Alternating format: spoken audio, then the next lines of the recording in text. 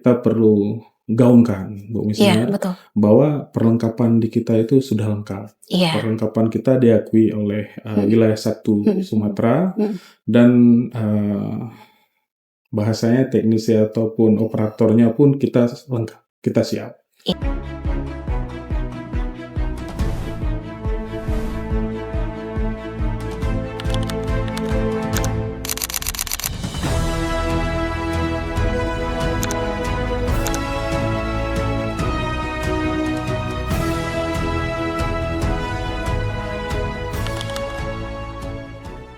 Assalamualaikum warahmatullahi wabarakatuh. Selamat datang di Al Muslim TV, ruang bernarasi tanpa batas, menyajikan isu-isu yang up to date, edukatif, dan inspiratif. Al Muslim TV juga menghadirkan Al Muslim Berdampak. Bersama saya Mister, host Anda pada hari ini akan menemani selama 30 menit ke depan. Coba Anda bayangkan ketika kita sakit, siapa yang kita cari? Tentu seorang dokter. Tetapi pernahkah kita berpikir ketika seseorang memilih profesi dokter, sebenarnya ia sedang memilih untuk siapa ia mengabdikan ilmunya?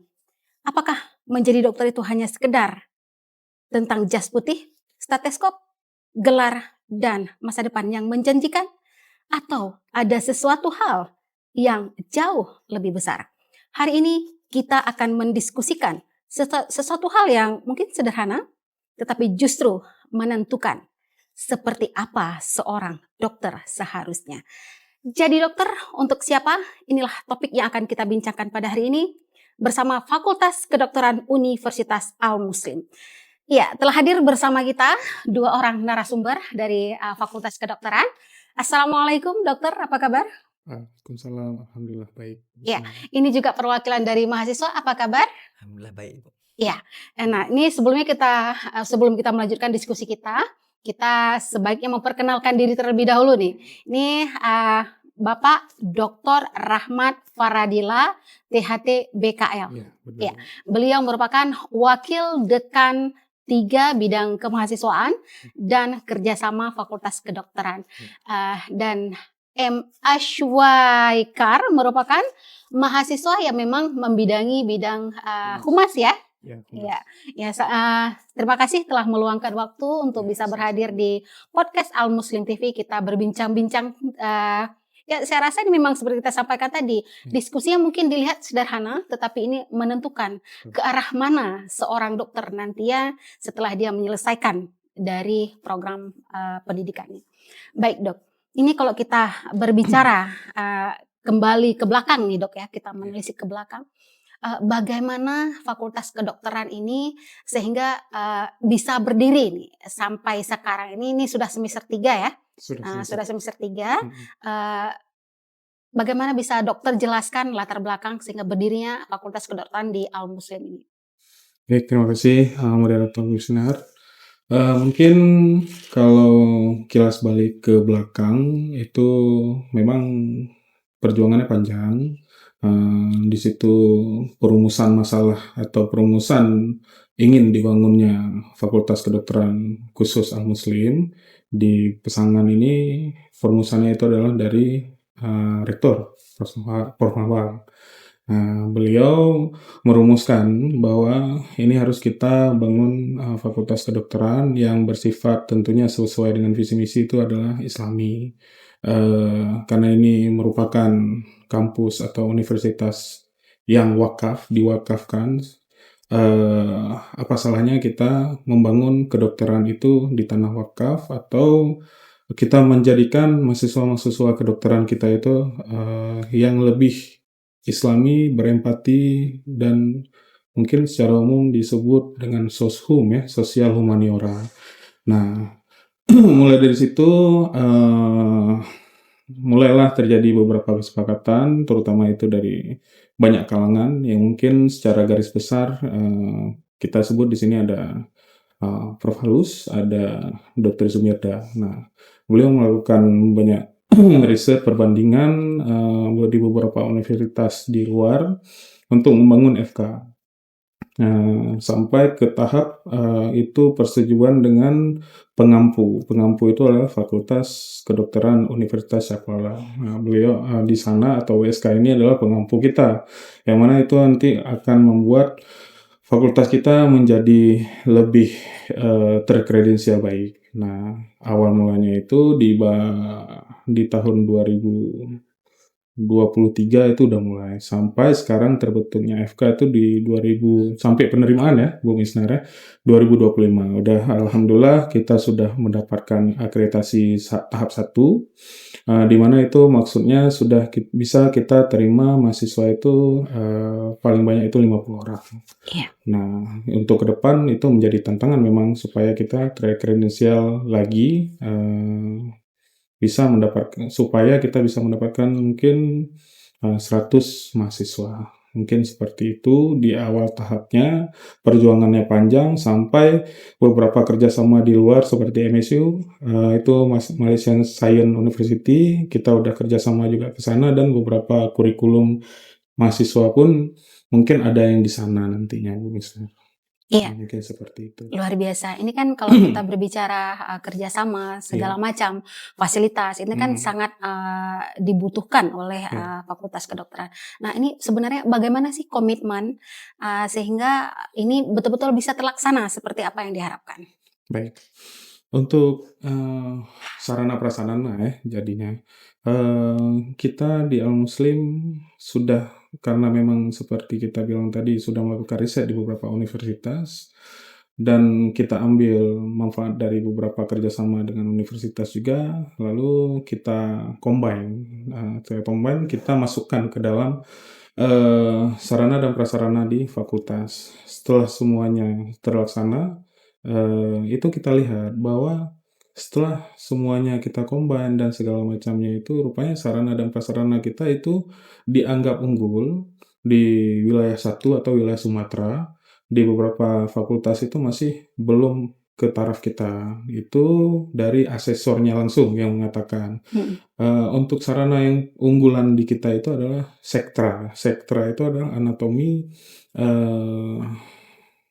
Kalau dulu kita belajarnya anatomi itu by textbook. Iya. Nah, sekarang itu kita bisa belajar anatomi itu memang seperti program, yang dimana di dalamnya itu kita bisa membedah anatomi programnya ini sesuai dengan keinginan kita. Dan bagian-bagiannya kita tahu, muskulus atau kulit ataupun otot-otot itu kita tahu gitu, tanpa harus membuka buku lagi atau dulu ada anatomi manusia namanya, itu manusia yang bahasanya yang sudah ada pentem lah bahasanya.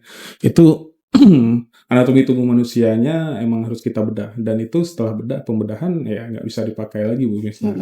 Kan udah terbedah-bedah ya, jadi kita balikkan lagi itu susah. Jadi inilah menjadi program unggulan kami, bahwa program anatomi manusia ini yang melalui Sektra ini sangat berguna untuk kita. Jadi kita bisa nanti kita balikkan lagi seperti semula, seperti itu, tanpa meninggalkan yang anatomi yang lainnya.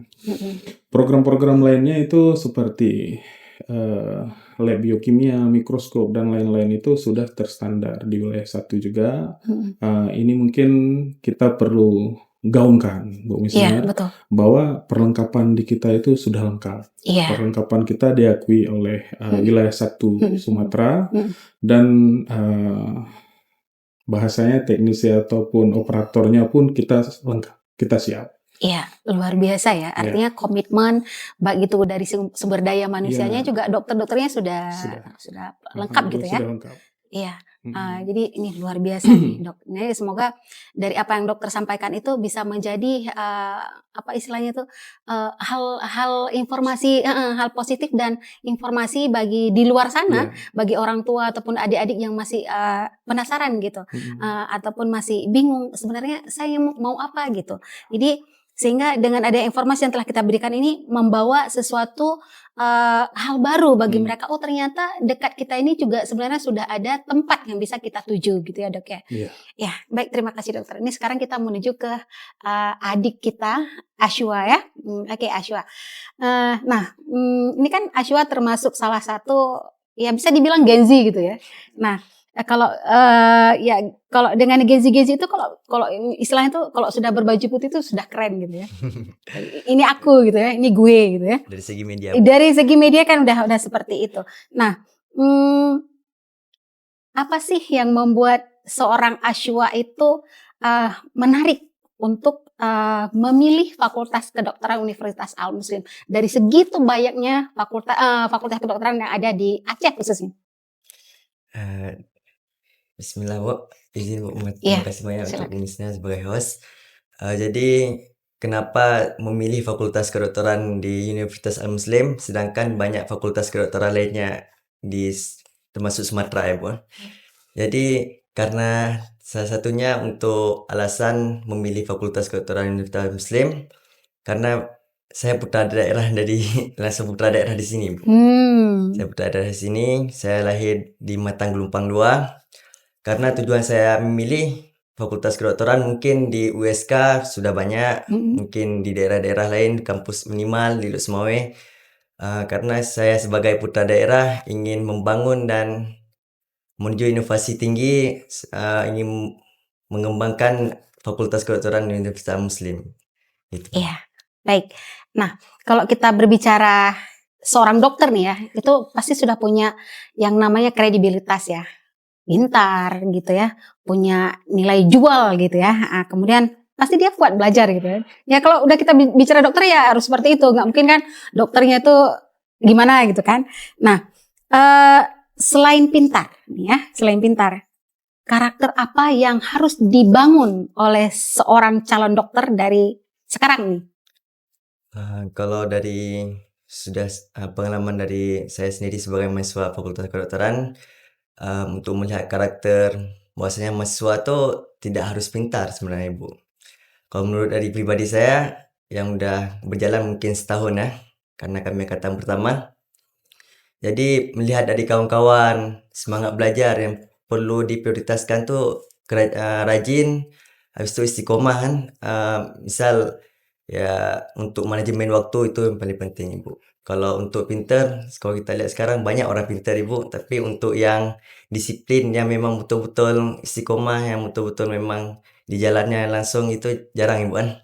Itu mungkin dari pengalaman saya juga punya kawan juga di Fakultas Kedokteran juga lainan. Jadi kadang-kadang orang ini memang pintar Bu, pintar. Tapi kadang kalau kita lihat nggak bisa kita prioritaskan pintar itu.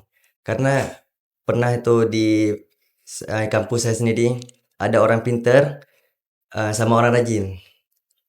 Dia memang orang pintar tuh menurut sikap juga kadang dia udah terlalu meremehkan. Oh aku ini bisa, aku ini udah gimana ya, simple buka buku sikit langsung bisa jawab gitu. Sedangkan orang disiplin nih dia selalu mengasah dah Bu, selalu mengasah, selalu membuka buku, mencari informasi, menggali informasi kan gitu, seperti menggali jurnal. Jadi di situ bisa lihat perbandingan pas keluar ujian waktu di pengumuman di ujian di Fakultas Kedokteran. Lihatlah masih yang pintar nih, kok nilai aku rendah. Sedangkan aku sebenarnya bisa, aku ini pintar sebenarnya gitu. Jadi pas dilihat sama orang yang disiplin nih, dia kan walaupun dia nilainya nggak terlalu tinggi, tapi dia istiqomah. Nah, misal contoh Bu, kan kalau di Fakultas Kedokteran tuh, kalau kita bilang tinggi nggak terlalu tinggi juga nilai. Jadi mungkin sekitar 60 gitu. Dia stabil dari semester 1, semester 2, 60 gitu selalu. Di UTS 60, di ujian praktikum 60. Sedangkan yang pintar nih, karena terlalu remeh dah pas dibuka buku, kadang simple. Jadi pas ujian, terlalu meremehkan ya. Jadi disitulah bisa melihat, dari pribadi saya melihat perbandingan. Bahwasanya untuk mendidik karakter, untuk membuat karakter kita di fakultas kedokteran itu tidak harus pintar, tapi disiplin. Intinya apa? istiqamah dan Istiqomah konsisten ya. dan Dan konsisten. itu bisa menjadi budaya belajar Iya. untuk dan ini apa yang disampaikan oleh Ashwa ini kan pengalaman gitu ya, pengalaman di lapangan, sehingga inilah sebenarnya yang kami rasakan dan kami jalankan saat ini sebagai calon dokter itu ya seperti itu, kedisiplinan, telaten, kemudian konsisten, ya, Konsisten. konsisten. Iya, baik. Nah ini kita kembali ke Dokter Rahmat ini ya, karena Dokter Rahmat juga bidang kerjasama gitu ya. Ini kalau kita bekerjasama kan otomatis banyak komunikasi, diskusi gitu ya. Nah, pasien itu kan datang pasti dengan membawa penyakit gitu ya, membawa sakitnya gitu. Nah, tetapi di saat bawa sakit itu pasien juga merasakan ketakutan, dan yang paling penting itu adalah yang dibawa adalah harapan. Betul. Nah, seberapa penting sih empati dan komunikasi nih yang harus dibangun oleh seorang dokter ataupun calon dokter nih yang paling penting gitu. Silakan, Dok. Ini mungkin pertanyaannya udah sangat menjurus, sudah sangat spesifik ya. Nah, jadi saya perlu agak mengulang sedikit nih. Mengulang bukan artinya semuanya, tapi itu termasuk visi misi kami membangun Fakultas Kedokteran. Itu yang pertama adalah kita harus membedakan ilmu eksakta dengan non eksakta. Mahasiswa atau calon mahasiswa ini, katakanlah beberapa orang karena beliau mengasah atau mahasiswa ini mengasah ilmu eksaktanya sehingga ilmu non eksaktanya kurang. Ilmu eksakta itu dia mempelajari ilmu-ilmu yang nyata, yang real, perhitungan, yang real pokoknya. Nah, sedangkan yang non eksakta ini adalah seperti saya bilang tadi, itu sosial humaniora. Itu dibangun berdasarkan nilai, empati, moral, dan sosial sebenarnya kan. Nah, jadi balik lagi ke visi misi kita sebenarnya di sini untuk membangun mahasiswa atau kedokteran yang Islami ini, kita butuh dukungan sebenarnya pada mahasiswa-mahasiswa ini yang memang dasarnya itu adalah ilmu non eksakta. Itu secara umum. Secara khususnya makanya kita lebih memprioritaskan atau lebih bahasanya lebih mengayomi calon-calon mahasiswa ini, merangkul ya. Lebih merangkul tuh mahasiswa-mahasiswa atau calon-calon mahasiswa ini yang lulusannya pesantren. Itu pertama. Di mana di pesantren itu boleh ada hafalan dan segala macam. Nah, itu secara tidak langsung dia sudah memenuhi ilmu non eksakta sebenarnya. Dia sudah mengerti masalah kemanusiaan, nilai dan lain-lain. Apalagi di dalam dirinya itu sudah dibentuk hafalan Al-Qur'an. Nah, makanya banyak di mahasiswa kita di Al-Muslim ini adalah tahfiz. Seperti Ashwa. Ini Ashwa salah satu tahfiz 30 juz. Keren. Ya, Insya Allah, tabarakallah. Dalam keislaman itu seseorang yang memang di dalam diri yang sudah ditanamkan hafiz Quran 30 juz, insya Allah dia bakalan bisa membuat atau mengontrol dirinya terhadap ilmu tasawuf atau ilmu kemanusiaan. Betul. Sudah pasti, insya Allah seperti itu. Nah, tinggal beberapa mahasiswa ini kita tinggal menggali ilmu eksaktanya, bahwa dikaitkan nanti ilmu non eksakta atau ilmu Al-Quran keislaman ini dikaitkan dengan ilmu kedokteran. Itu yang pertama. Selanjutnya, setelah mahasiswa-mahasiswa ini kita bimbing, kita disiplinkan, kita buat mahasiswa ini mengerti bahwa menjadi dokter itu bukan hanya sekedar kita mengobati setelah itu selesai, tapi kita ajarkan bahwa daya tekun yang sekarang, daya belajar yang sekarang itu menentukan apa yang disebut dengan harapan tadi, menentukan harapan. Kita nggak bisa memang menyembuhkan manusia, itu hanya Allah. Harkat martabat hidup mati manusia itu hanya milik Allah. Cuman secara jasmani kita bisa membantu melalui, mungkin Allah menunjukkan ke kita bahwa nih kamu sebagai perantara, ayo belajarlah kamu ke masalah kedokteran sehingga kamu bisa menolong atau bermanfaat kepada semua khalayak. Nah, jadi tetap Allah itu yang menyembuhkan segala macamnya, tapi kita diwajibkan untuk ikhtiar. Betul. Nah, setelah itu dalam artian baju putih atau dokter ini, beberapanya itu yang sudah sering seliweran di media sosial ya, yang near empati dan banyak yang marah sama pasiennya, biarpun ya kadang memang banyak hal termasuk di situ mungkin asuransi swastanya atau non swastanya ya yang bermasalah mungkin dalam kategori itu, tapi kita sebagai dokter itu tidak berhak. Kalau memang Anda tidak sanggup menjadi dokter, jangan jadi dokter.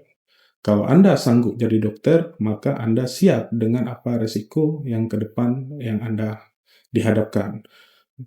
Itu masalah kemanusiaan, masalah kedisiplinan, masalah etika kedokteran, segalanya itu sudah kita pelajari dan sudah kita berikan kepada mahasiswa-mahasiswa ini, tinggal mahasiswanya itu adalah mengontrol dirinya saat terjun ke dalam masyarakat. Nah, dengan harapan tadi,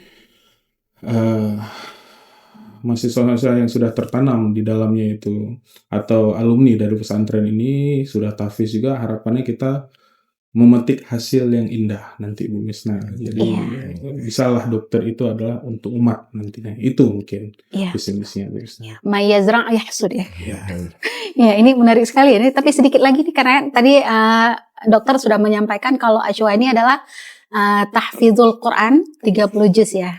Nah, bagaimana nih Ashwa dalam menyeimbangi antara hafalan yang sudah kan menyeimbangi itu menjaga hafalan 30 juz itu agar tidak dilupakan gitu kan, karena kalau Al-Quran tuh sedikit aja kita lupa maka langsung lupa gitu ya. Jadi bagaimana menyeimbangi antara hafalannya Ashwa dengan kegiatan di perkuliahan sehingga inilah ujung-ujungnya lagi seperti disampaikan oleh dokter untuk umat nih nanti. Rahmatan lil alamin. Jadi Ibu, sebenarnya untuk manajemen waktu antara waktu hafalan dengan waktu pendidikan di kampus, sebenarnya itu tidak ada bentrok Ibu. Karena di Al-Quran tuh udah membahas juga tentang, malah banyak di Al-Quran sudah membahas tentang ilmu-ilmu kedokteran. Jadi kalau menurut saya itu tidak harus diimbangi atau gimana gitu, tidak harus dimanajemenkan, malah itu sejalan gitu, sejalan ya. Dan banyak selama saya mondok dulu banyak yang sudah saya pelajari tentang di Al-Quran, ilmu-ilmu kedokteran. Jadi pas daftar pertama Ibu kan, pas daftar pertama jumpa sama Pak Dekan, ngomong kenapa tiba-tiba ke sini gitu kan, masuk kedokteran. Sedangkan kenapa nggak harus masuk ke Mesir, kenapa nggak harus masuk ke Madinah gitu kan, kenapa harus kedokteran di sini, malah pulang ke Matang katanya. Dulu SMA dulu di daerah di Lusmawe kan. Habis itu Aisyah sebut satu dalil sama dokter. Aisyah bilang gini kan, dalil ini dari Al-Quran. Aisyah bilang, ya ayuhan nasu qad ja'atkum mau'izatum mir rabbikum. Wahai manusia, telah datangkannya penyakit dari Tuhan kalian. Wa syifa'ul lima fis sudur. Syifa itu adalah penyembuh. Gimana penyembuhan? Dia memang kalau dari sekarang ini yang kita tahu kan dalam ilmu medis kan obat. Ya, sebenarnya mau gimana pun penyakit, yang pertama tuh hati, fis sudur gitu. Jadi itu kenapa penghafal Quran nggak boleh masuk kedokteran karena nggak satu jalan. Sebenarnya nggak, malah itu yang membantu saat di pendidikan nanti ke depannya. Iya, betul sekali itu Ashwa. Karena kan apa yang akan kita lakukan itu karena kita sudah tahu gitu. Ini kalau saya melakukan ini Allah berkata begini. Jadi saya nggak boleh. Nah, itu artinya pengontrol. Apa yang sudah Ashwa hafalkan ayat-ayat Al-Quran itu, ayatnya Allah itu akan mengontrol Ashwa di saat bertindak. Iya kan dok ya? Iya, luar biasa nih. Ini saya semakin merinding nih dengar yang sebenarnya Fakultas Kedokteran ini punya bibit-bibit unggul yang sangat luar biasa nih dok. Yang tinggal nanti bagaimana cara Fakultas Kedokteran dalam membentuk lagi mereka sehingga menjadi dokter yang betul-betul memang berkarakter, ya, yang berkarakter yang bisa betul-betul untuk umat. Sehingga ini yang membedakan nanti lulusan dari Fakultas Kedokteran Universitas Al-Muslim dengan yang lain. Ya. Ini kan yang kita bicarakan ini semakin dekat ya, Dok, dengan identitas, dari Fakultas Kedokteran itu sendiri seperti, dokter sampaikan ini sangat menjurus ke visi misinya, fakultas nih, karena kan kita berbicara tentang dokternya umat. Sebenarnya ya kalau kita bilang dokter umat, mungkin bisa dijelaskan sedikit lagi nih, Dok, bagaimana sih sebenarnya konsep dari, Fakultas Kedokteran itu terhadap, dokter umat itu bagaimana?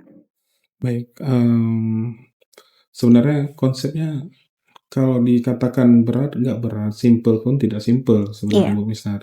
Cuman yang paling penting memang, setelah menjadi dokter, ya seperti emang Bu Mistar bilang tadi juga ya, pengontrol. Mereka tuh setelah jadi dokter, mereka harus ada pengontrol. Dalam artian medis, mhm, mereka tuh, pengontrolnya itu adalah textbook, dan jurnal. Itu mhm, sebagai pengontrol keilmuan, eksaknya atau keilmuan jasmani.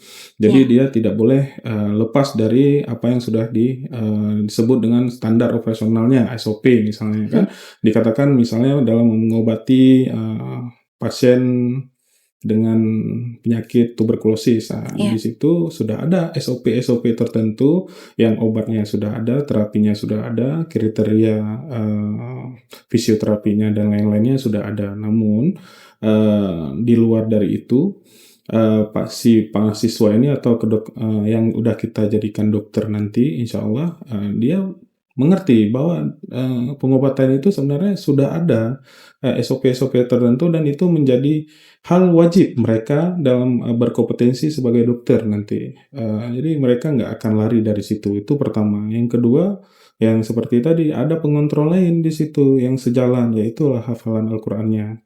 Yang ketiga, setelah terjun masyarakat. Nah, ini mungkin yang mungkin targetnya itu sebenarnya ya. iya, heeh, Setelah terjun ke masyarakat, mereka harus tahu masyarakat itu, ada beberapa masyarakat yang, bahasa umumnya itu ikhlas. mhm, Ada yang, oh ya udah, kalaupun secara medis tidak berhasil, kita ikhtiar, terus sampai ini menemukan titik jalan terakhirnya. iya, Ada beberapa, setelah metode, kedokteran ini atau metode medisnya dilakukan, tidak sesuai dengan menurut, akal dan pikiran, mungkin ada hal yang dari keluarga ini atau beberapa masyarakat ini dianggap ganjal.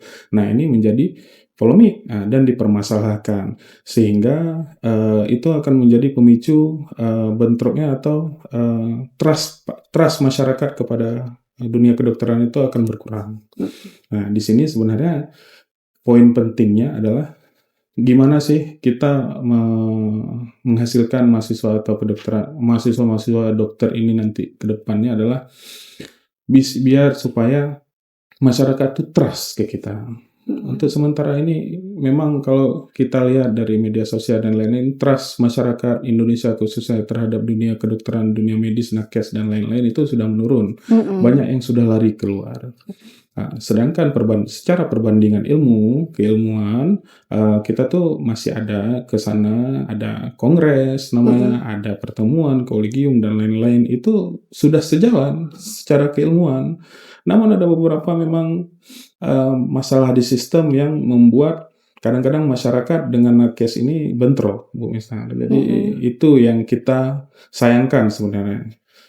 Nakes udah dengan SOP, masyarakat, dengan, ketidakpuasannya, sistem tidak boleh diubah. Nah, mhm, dibentrokkan ini berdua, jadi kesannya adalah muncullah di situ nir empati. iya, mhm, Dari keluarga pasien pun sudah tidak ada rasa kepercayaan kepada medis, mhm, dari dokter pun mungkin sudah kesal, sudah bingung, sudah tidak lelah gitu ya, lelah mhm, dengan kerjaannya, mungkin bukan cuma satu atau dua pasien, dengan beberapa yang memang terkendala di sistem, dia sudah coba bersuara tapi karena kendala sistemnya seperti itu mungkin ada masalah sehingga tidak bisa dibungkam. Dibungkam dalam artian kita nggak bisa ngomong. Kalau udah mhm, SOP seperti itu, iya, kita kan nggak bisa ya, godok, ini udah SOP nih, sistemnya udah berjalan dengan seperti ini, gimana cara kita ubah? Ya mungkin di situ mulai lelah nakes, di situ juga kepercayaan masyarakat juga udah,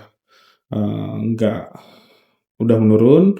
Maka dari kita Al Muslim ini mulai kita bentuk, ayo kita bangun dokter-dokter yang ada pengontrol diri dari awal, baik yang salah satunya adalah tahfiz Al-Quran.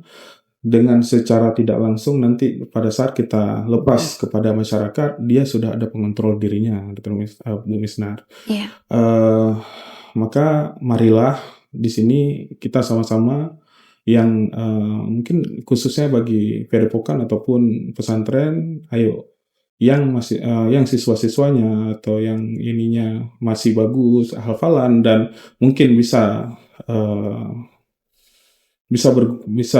oh ini bisa nih untuk kedokteran, hafalannya bagus dan giat belajar dan niatnya ada, boleh dititipkan kepada kita bangun mahasiswa ini supaya betul-betulan nanti ke depannya menjadi dokter untuk umat dan trust masyarakat itu kembali ke kita. Iya, Terus. luar biasa dokter ya.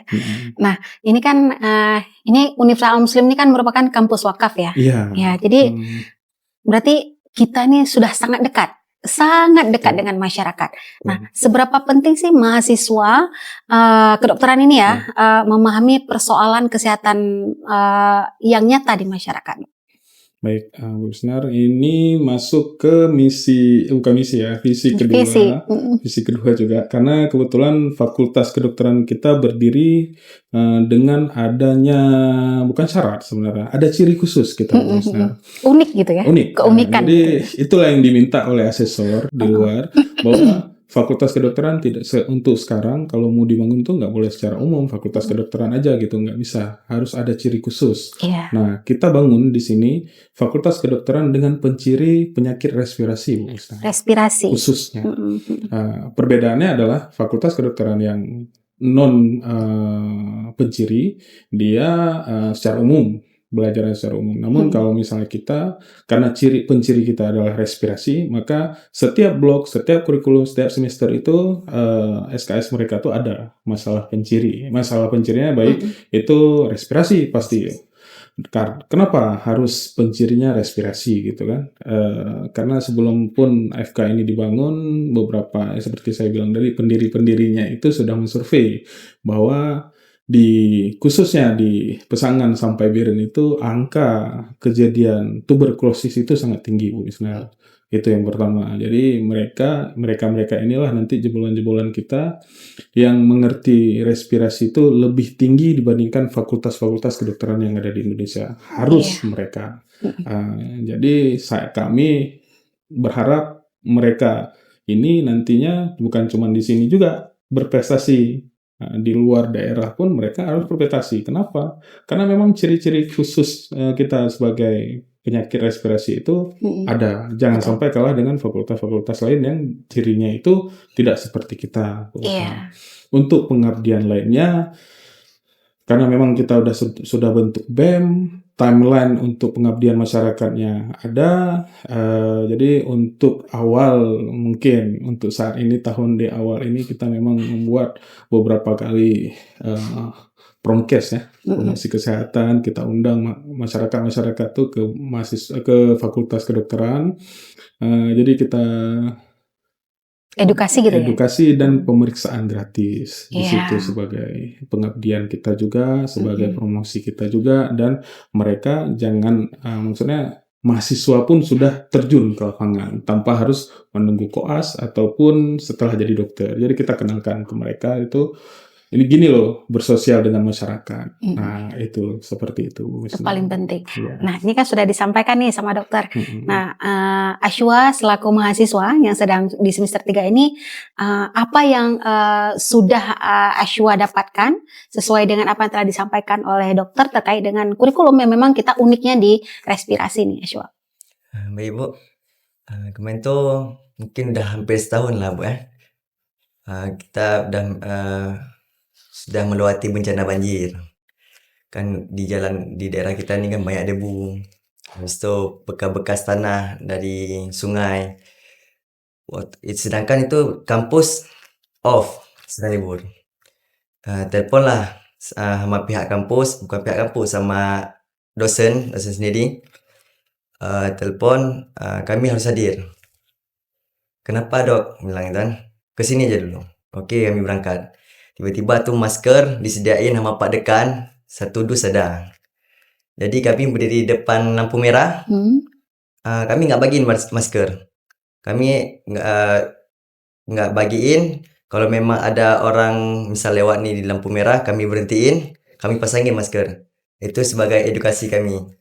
Sengaja kami taruh di depan Fakultas Kedokteran, karena pertama di situ kan kami kan letaknya memang di tengah-tengah, pusat kedimatan Lupang 2. Jadi seperti Dokter Ahmad katakan, kami kan kurikulum respirasi. Mungkin selama yang udah Aswad jalani di Fakultas Kedokteran, untuk kurikulum respirasi itu yang pertama kami jalankan, edukasi masyarakat dengan memakaikan masker kepada masyarakat secara langsung. Dirajakan ya, masyarakatnya dirajakan. Nah inilah yang bisa kita tarik kesimpulan dari near empati menuju empati ya. Ya semoga ya dari alumni kita nantinya kelak bisa melakukan empati yang luar biasa ke masyarakat tentunya. Nah ini kita kembali lagi terkait dengan ini kan kalau dibilang kedokteran kan biayanya besar, kemudian banyak yang harus dilakukan, praktikum segala macam gitu. Nah, apa yang bisa kita jual nih dari Fakultas Kedokteran Universitas Al-Muslim agar menjadi layak dipilih oleh masyarakat? Baik, jika bertanya apa sebenarnya keunggulan kita sebenarnya kan, yang pertama tadi, yang paling utama menurut kita dan semua jajaran itu paling utama itu adalah mahasiswa-mahasiswa yang kita bentuk itu adalah mahasiswa-mahasiswa yang sudah terpupuk dalam artian secara rohani, Bu Misna. Jadi kita pengen memang jebolan kita atau lulusan-lulusan kita ini adalah mahasiswa-mahasiswa kedokteran yang memang punya nilai rohani dan jasmani yang sehat. Jadi jangan sampai nanti setelah mereka lulus, mahasiswa-mahasiswa ini jadi merasa menganggap dirinya itu, aku seorang dokter, Anda seorang pasien, Anda harus mendengarkan saya, bukan saya mendengarkan Anda. Jadi apa yang terapi saya berikan, Anda harus siap meminumnya tanpa harus bertanya. Nah, itu kita tidak ingin seperti itu. Itu mulai muncul arogansi di situ. Nah, itu sudah empati, tidak ada empati bagi pasien. Jadi kita pengennya lulusan-lulusan kita itu menjelaskan bahwa memang untuk secara medis kita jelaskan, secara non medis pun kita harus bisa menjelaskan hal tersebut. Contoh dalam kasus kematian dan lain-lain. Secara medis ini mungkin dalam artian baik itu secara rekaman jantung dan lain-lain sudah dinyatakan mungkin meninggal. Nah, kita di sini harus ada empati bahwa pasien-pasien yang sudah ditinggal meninggal atau keluarganya itu kita harus memberikan semangat, support, empati dan segala macam, tidak langsung meninggalkan. Misal nih Bu, ya Bu, ini bundanya sudah meninggal, hasil rekaman jantungnya menunjukkan tidak ada lagi respon terhadap jantungnya, ini dinyatakan meninggal. Ya Bu, sabar, oke, keluar dokternya. Tapi di situ sebenarnya ada empati khusus. Kita bisa mengatakan di situ, Bu, kita sudah mengusaha semaksimal mungkin. Kita harus menjelaskan usaha maksimal kita itu apa-apa aja. Mulai kita konsul pasiennya ke dokter yang bersangkutan yang emang keilmuannya lebih tinggi, sudah dilakukan pemeriksaan lab, sudah dilakukan misalnya CT scan, sudah dilakukan juga pemeriksaan lain-lain. Dalam perjalanan kita menuju ke diagnostik pasiennya, bunda atau orang tua ibu tidak sanggup lagi. Jadi mengalami yang namanya henti jantung.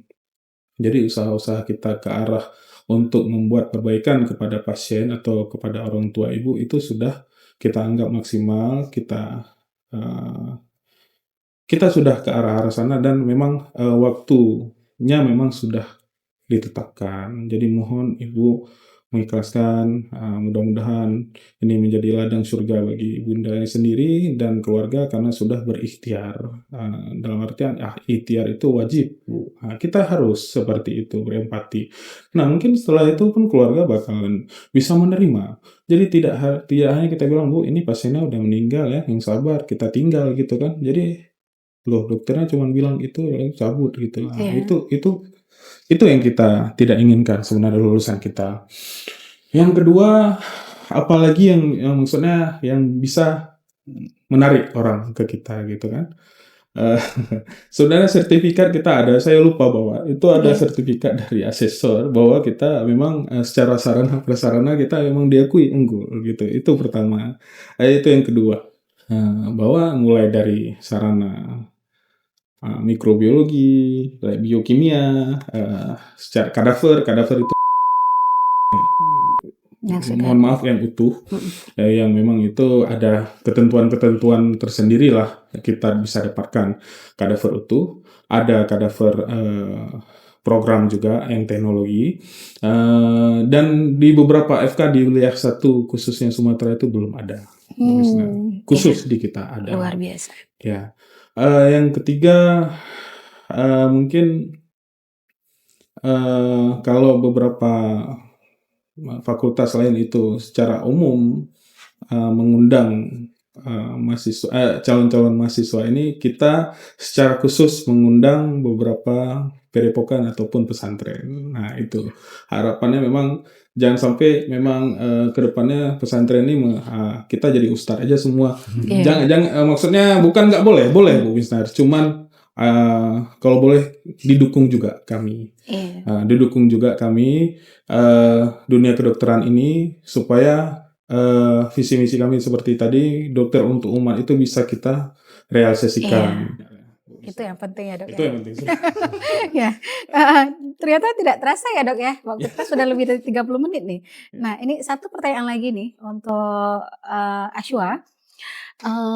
Nah sekarang kan sesuai dengan tema kita nih Ashwa, dan sudah banyak dipaparkan oleh Dokter Ahmad tadi. Apa sih sebenarnya jadi dokter itu untuk siapa sih? Kalau jadi dokter untuk siapa sih kan, gitu kan? Karena sebenarnya itu dari pertanyaan ibu, jadi dokter untuk siapa sih itu timbullah dari hati kami, dari perasaan kami sebagai mahasiswa kedokteran ingin menjadi seorang dokter. Kami ingin mengabdi ke masyarakat gitu. Seperti sekarang kan banyak kasus-kasus gitu. Mungkin di apotek, kenapa harus ada dokter sih? Kenapa enggak beli aja obat di apotek paracetamol langsung 5.000 tuh keping gitu. Kenapa harus gitu ke dokter? Jadi sebenarnya kan tujuan dari Ashwa sendiri pertama seperti yang di filosofi kan dari Fakultas Kedokteran Muslim, dokter untuk umat. Jadi situlah timbul dari kami sebagai mahasiswa kedokteran ingin mengabdikan diri kami itu ke masyarakat. Itu khususnya masyarakat di Pesangan kan, di tempat langsung bangunnya Fakultas Kedokteran. Habis itu karena biaya juga, karena biaya mungkin sekarang pengobatan sudah mahal, apalagi BPJS, JKN.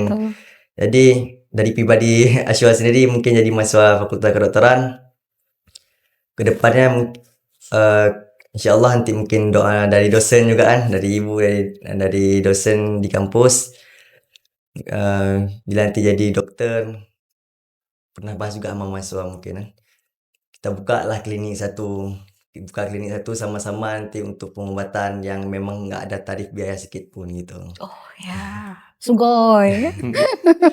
Luar biasa, semoga ini bisa terwujud ya dok ya. Ini kan cita-cita dari anak-anak ya. Nah, oke Ashwa, luar biasa ya. Ini kalau saya lihat berarti Ashwa kan memang sudah terbentuk nih. Pola karakternya sudah terbentuk, konsistennya sudah ada. Dia menjadikan kalau Al-Quran itu adalah sebagai pengontrol di saat dia memang dibutuhkan oleh masyarakat. Dari dia startingnya, dimulai dari dia memang sekolah di SMP ya, kan artinya kan SMP itu kan level kalau di pesantren kan MSen ya, dari kelas 1 sampai kelas 6 ya, istilah kalau di pesantren kan kelas 6 gitu ya. Sampai kelas 6 itu ya memang itulah tujuan akhirnya, memang ada sesuatu yang ingin saya berikan untuk masyarakat dan itu bisa menjadi amal jariah yang sampai bila-bila gitu ya. Ya, dokter terima kasih banyak ya dokter Ashwa, terima kasih, sukses terus untuk Fakultas Kedokteran Universitas Al Muslim. Semoga bisa betul-betul memberikan berkah dan manfaat sesuai dengan logo ya, logo kita Dokter Untuk Umat, dan kita ini adalah kampus wakaf, bukan hanya sekedar logo, bukan hanya sekedar simbol, akan tetapi itu penuh dengan makna yang akan kita capai bersama-sama.